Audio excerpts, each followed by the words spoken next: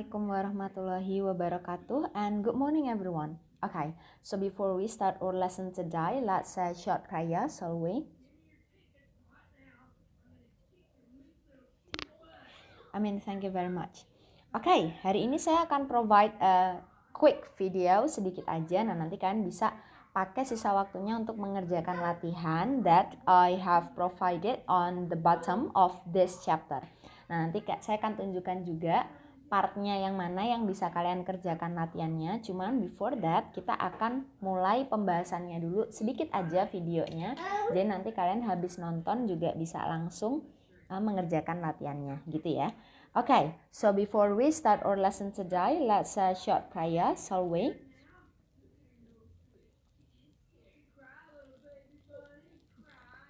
Thank you very much. Okay, so hari ini kita akan masuk pada pembahasan bab 5 yaitu verbs and tenses. So kalau di dalam bahasa Indonesia, verbs itu kita nyebutnya sebagai verba gitu ya. Tapi dalam bahasa yang quite simple lagi, biasanya verbs itu kita artikan sebagai kata kerja. Nah, gitu ya. Nah, kalau di dalam bahasa Inggris, sesuatu yang berurusan dengan yang namanya kata kerja, itu berarti ada word kerjanya, berarti dia akan mengacu pada yang namanya action. Kalau di dalam buku ini dia bilangnya action verbs tell what people or things are doing. Nah, apa yang sedang dilakukan oleh orang atau benda. So kata kerja atau yang dalam konteks ini biasanya kita sebutnya sebagai action verbs basically adalah kata-kata yang dipakai to tell what people or things are doing. And we have some common action verbs that you can see here at your screen. Jadi yang pertama adalah kita punya drink, terus ada eat, ada love, look, shout, run, jump, walk, sit, swim, throw, catch, fall, climb, and dance.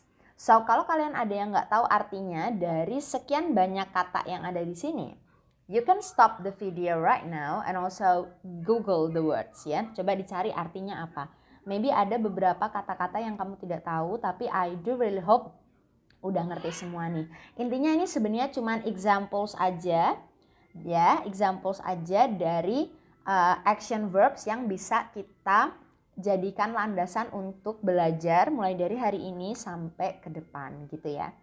Oke, nah sekarang saya akan masuk pada sesuatu yang quite fundamental di dalam pembelajaran bahasa Inggris, utamanya dalam konteks-konteks grammar gitu ya.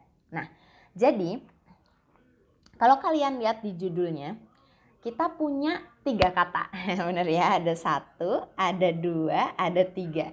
Ada verbs and tenses. So mungkin kalian agak bertanya-tanya gitu, kenapa ya kok dalam topik ini digabungin antara kata kerja dengan tenses? Sebenarnya ya kalau saya bisa bilang gitu ya, kalau bisa sum up, grammar itu basisnya tuh sederhana banget. Jadi intinya adalah every sentence in English should have one subject and one predicate yang dalam konteks ini selalu kata kerja. Makanya saya kalau ditanya, Miss kalimat bahasa Inggris tuh modalnya apa? Ya saya bilangnya kayak gini aja deh biar sederhana. Subject dan verb. Ya, jadi kita bisa bilang bahwa kalimat bahasa Inggris itu considered correct if it has a subject and a verb. Jadi satu subjek dan satu verb at least. Berarti ada kalimat yang punya lebih dari satu subjek dan lebih dari satu verb banyak. Ya, tapi setidak-tidaknya at least dia punya satu subjek dan satu verb. Nah, yang membuat grammar di bahasa Indonesia dengan di bahasa Inggris itu berbeda, sebenarnya cuman hal yang ini aja. Jadi gini, kalimat bahasa Indonesia itu kan juga dirasakan benar jika dia itu punya subjek dan punya verb. Nah, apa yang membuat grammarnya itu berbeda? Yang membuat grammarnya berbeda adalah masalah si verbnya ini di dalam bahasa Inggris. Ya, jadi verb di dalam bahasa Inggris itu akan berubah bentuknya. Jadi dia bisa berubah wujud. Jadi Kamen Rider enggak ya? Apa sih? Oke, dia akan berubah wujud jika ya atau berubah bentuknya jika dia bertemu dengan different subject or different tenses. Nah, sebenarnya tuh modelnya tuh ini aja kok. Ya. Jadi kata kerja tuh akan berubah jika dia ketemu dengan different subject atau lah ya. Dia bertemu dengan different tenses. Nah, saya mau kasih kalian contoh yang quite simpler. Misalnya saya punya kalimat kayak gini. I am a student. Nah, kalimat ini dalam bahasa Inggris benar because dia punya subjek dan dia punya to be am di situ yang berfungsi sebagai verb dalam kalimat ini. Nah, yang perlu kalian ingat adalah yang tadi bahwa kata kerja itu akan berubah bentuknya jika dia bertemu dengan subjek dan tenses yang berbeda. Ya. Nah, so kalau misalnya saya ganti subjeknya jadi you, berarti kalian harus pikirin bahwa ini kata kerjanya pasti beda bentuknya. Ya, kata kerjanya pasti beda bentuknya. Nah, berarti kita tidak pakai am, tapi dalam konteks ini kita pakai are. A student. Kenapa kok berubah? Ya, simply because we change the subject. So, the verbs is also need to be changed. Harus diganti juga kalau ketemu dengan subjek yang berbeda. Nah, bagaimana jika tensesnya yang saya rubah? Misalnya, saya udah nggak jadi murid lagi sekarang. Well, I always am a student ya. Tapi sebenarnya dalam konteks ini misalnya saya mau bilang, saya udah nggak jadi guru lagi, tapi udah nggak jadi murid lagi, tapi sekarang saya jadi guru gitu. But saya dulunya juga murid.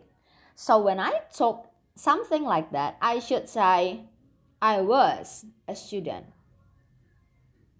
Kenapa?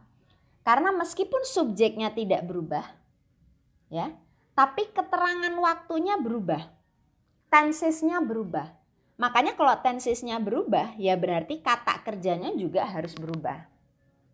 Nah, di perkara yang ini ini akan kita pelajari setelah yang ini. Ya, intinya kita akan masuk pada pembahasan tenses, tapi intinya tuh sebenarnya belajarin gitu doang. Nah, yang setelah ini akan saya bahas adalah yang bagian ini. Ya, yang kalau kata kerjanya kita rubah, kalau subjeknya kita rubah, maka kata kerjanya juga harus berubah. Ya, intinya kayak gitu. Nah, itu barusan contoh yang saya kasih, itu yang kita sebut sebagai subject and verb agreement. Agreement dalam konteks grammar itu kalau saya bahasain lebih sederhana tuh kayak cocok gitu. Kecocokan antara subjek dan verbnya. Berarti kalau misalnya kita punya dua contoh kalimat kayak gini ya, yang ini, I am a student dengan you are a student. We can say bahwa both sentences to agree. Artinya, subjek dan verb yang dipakai di dalam kalimat tersebut sudah sesuai. Artinya cocok mereka. Jadi bukan kayak misalnya, M ini malah saya kasih are gitu misalnya. Nah, ini kan nggak cocok ya. Berarti ini nggak agree nih. Nah, kalau yang kayak gini misalnya saya ganti jadi am gitu misalnya. Nah, ini nggak agree nih. Karena tidak cocok antara penggunaan subjek dengan verbnya. Oke, jadi intinya subject and verb agreement itu kecocokan antara penggunaan subjek dan verb in a sentence. Sederhananya kayak gitu aja ya. Oke, sekarang kita akan masuk ke part selanjutnya. Biar kalian bisa dapat kesempatan untuk mengerjakan latihannya ya.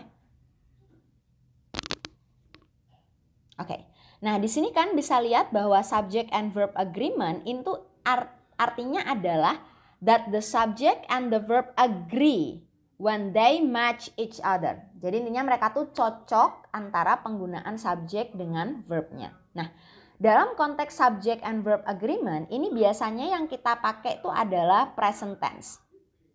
Nah, cuman saya nggak mau ngomongin tenses dulu. Intinya yang perlu kalian ingat-ingat adalah sebenarnya kalau subjeknya itu singular, maka verbnya juga harus singular. Sebaliknya, kalau subjeknya plural, maka verbnya juga harus plural. Nah, verb yang singular tuh yang gimana sih? Ya, kalau dalam konteks present tense berarti kata kerja yang bentuknya singular adalah kata kerja yang dapat s atau es. Yang kenapa kok dia pakainya verb singular? Simply because subjeknya singular juga. Oke, kalau kalian masih ngerasa ini kecepatan, kalian bisa berhentiin videonya terus habis itu kalian balik gitu ya ke sebelumnya. Lihat contoh-contoh yang ada di sini. Saya punya 6 examples. Saya gedein deh biar kelihatan ya. He always drinks milk when he's hot. Perhatikan. Kenapa kok kata kerja drinks-nya di sini nih kok pakai s? Soalnya minumannya dingin, Miss. Kan ya? Tapi simply karena subjek yang di depan ini singular. Jadi kalau subjeknya singular, maka kata kerjanya harus menggunakan s atau es. Ingat, ini dalam konteks subject and verb agreement ya. Jadi jangan dicampur baurkan dengan pembelajaran yang lain. Nah, coba kita lihat. She eats bananas. Nah, ada s-nya. Kenapa? Karena subjeknya singular.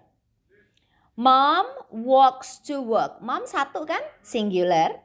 Habis itu di sini ada s-nya. Kenapa? Karena subjeknya singular. Ya. Jadi antara subjeknya itu singular atau dia pakai he, she, it ya juga semuanya singular ya. Maka kata kerjanya akan menggunakan s atau es. Nah, sebaliknya kalau subjeknya itu plural ya. Nah, kita lihat yang di sini. Nah, kalau subjeknya itu plural berarti kita menggunakan verb yang plural juga. Nah, verb yang plural tuh gimana, Miss? Adalah bentuk verb satu yang tidak ditambah s atau is. Ya. Jadi kalau subjeknya plural atau lebih dari satu, maka kata kerja yang dipakai juga yang plural. But as you can see di sini, ya, selain yang bentuknya plural, kita juga harus menggunakan kata kerja yang plural pada I, we, you, dan they. Oke, sekarang kita lihat. Mom and dad love us. 2 orang kan? Berarti subjeknya plural. Maka kata kerjanya tidak menggunakan, maaf.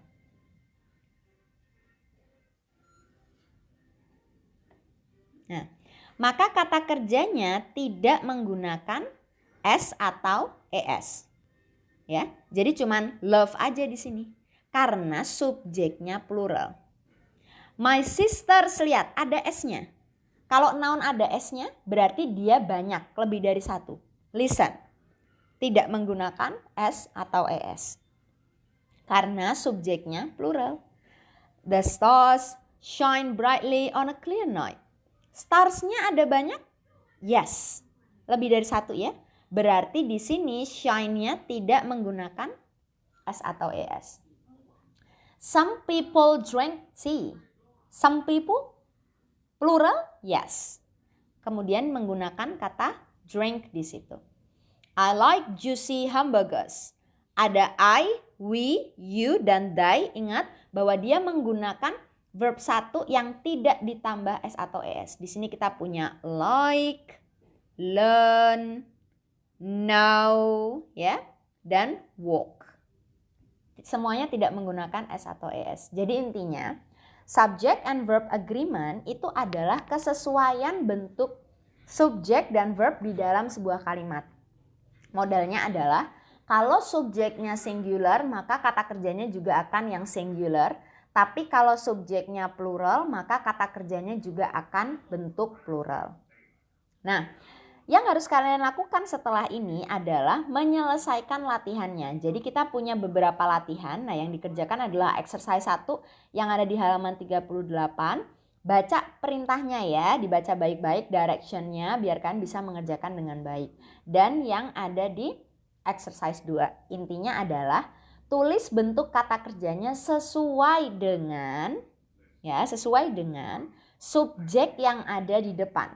Apakah subjeknya singular atau plural? Nah, kalau singular berarti kata kerjanya menggunakan S atau IS, tapi kalau kata subjeknya plural berarti verbnya juga harus plural gitu ya. Oke, dan everyone, I think that's it untuk hari ini. Silahkan waktunya dipakai untuk mengerjakan ya. Mungkin saya akan minta kalian to submit your work next week. See ya!